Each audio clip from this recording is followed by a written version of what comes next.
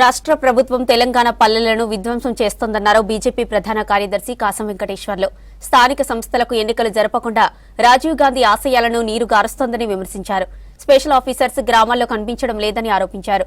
ఇక కాళేశ్వరం ప్రాజెక్టు ధరణి పోర్టల్లో అవినీతిపై చర్యలు ఎప్పుడు తీసుకుంటారని ప్రశ్నించారు కాసం వెంకటేశ్వర్లు. ప్రత్యేకంగా గ్రామాల విషయానికి వస్తే రాజీవ్ గాంధీ అనుకుంటా 75వ రాజ్యాంగ సవరణ చేసి పార్లమెంటుకు ఎంత అధికారం ఉంటుందో గ్రామ పంచాయతీకి అంత అధికారం ఉంటుందని చెప్పడం లేదు.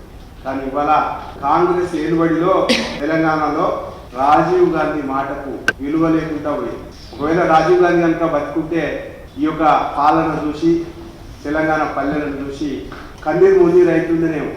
సర్పంచ్, ఎంపీటీసీలు, జెడ్పీటీసీల పదవి కాలం పూర్తి అయిపోయింది. ఈ ప్రభుత్వం అధికారంలోకి రాగానే 3 నెలల్లోనే స్థానిక సంస్థల ఎన్నికలు జరుపుతాం. స్థానిక సంస్థల ఎన్నికలు జరపకపోను స్పెషల్ ఆఫీసర్ల పాలన తీసుకొచ్చి ఏ గ్రామానికి పోయినా ఇవాళ స్పెషల్ ఆఫీసర్ అంటూ కంటికి కూడా కనపడతలేదు. గ్రామాలలో సెక్రటరీలు పాపం వాళ్ళ జీతాలే తక్కువ. ఒక్కొక్క సెక్రటరీ 2-3 గ్రామాలకు ఇన్ఛార్జి చేసారు. వాళ్ళకు వచ్చి జీతం నుంచి ఖర్చు పెట్టే స్థాయికి వల్ల రాష్ట్ర ప్రభుత్వం వాళ్ళని ఇబ్బంది పెడుతున్నటువంటి పరిస్థితి కనపడతారు. వచ్చిన జీతాన్ని చెట్లకు నీళ్ళు ఏడగొట్టియాలి, లైట్లు ఏడ బాగా చేయాలి, కాలువలు ఏడ మురికి కాలువలు ఏడ వాటి మురికి తీసిపియాలి.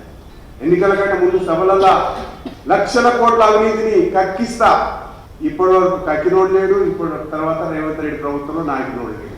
కాళేశ్వరం అవినీతిని కక్కిస్తాడు. కాళేశ్వరం అవినీతి ఎటుపోయిందో ఇప్పటి వరకు అధిగతి లేదు.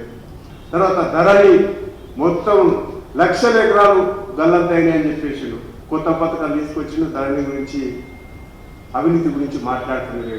10 లక్షల ఎకరాలు దోసుకున్నాడు అన్నాడు. ఆ ఎకరాలు ఎటుపోయినో ఎవరికి ఇచ్చినో మరి ఈయన దోసుకుంటున్నా ఇప్పుడు వాళ్ళ సుగులన్నింటినీ ఉపయోగించుకోని చెప్పేసి ప్రజలు ఆలోచన చేస్తా ఉన్నారు. సంబరాలు కూడా చేసుకున్నట్టుంది. రైతు రుణమాఫీ మొత్తం చేసినామని చెప్పేసి అరే 41,000 కోట్ల రూపాయలని మీరే చెప్పి బడ్జెట్లో ఇంత అవుతుందని చెప్పేసి 22,000 కోట్లు చేసేసి రుణమాఫీని మొత్తం కూడా శాంపుల్ ఇంప్లిమెంటేషన్ కార్డుని తీసుకొచ్చినాం. ఇలా రుణమాఫీ పేరు మీద కోఆపరేటివ్ సొసైటీలలో అనేకమైనటువంటి అవినీతి జరిగింది. రుణమాఫీ కావాల్సినకి కాలేదు. ఆ దాంట్లో బ్రోకర్లు కొంతమంది రుణమాఫీని వాళ్ళు సొంత ప్రయోజనాలకు వాడుకొని ఇలా అవినీతికి పాల్పడ్డారు.